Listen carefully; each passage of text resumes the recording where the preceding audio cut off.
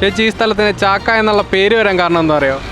ഇവിടെ വിമാനത്താവളമായിട്ടാണ് ചാക്ക എന്നാണ് പണ്ട് ഞാൻ അറിയുന്ന കാലത്തെ ഒരു 8-10 വർഷം കൊണ്ട് ചാക്ക എന്നാണ് കേൾക്കണത്. അറിയത്തില്ല.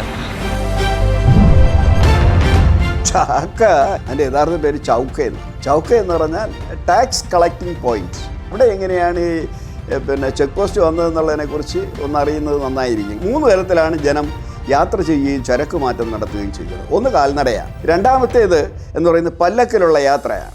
ചരക്ക് നീക്കം നടത്തിയിരുന്നത് ഈ പൊതിക്കാളകൾ വഴിയായിരുന്നു. പിന്നെ പ്രധാനമായ നമ്മുടെ യാത്രാ മാർഗമെന്ന് പറയുന്നത് കടൽ വഴിയോ കായൽ വഴിയോ വള്ളങ്ങൾ വഴിയുള്ള യാത്രയാണ്.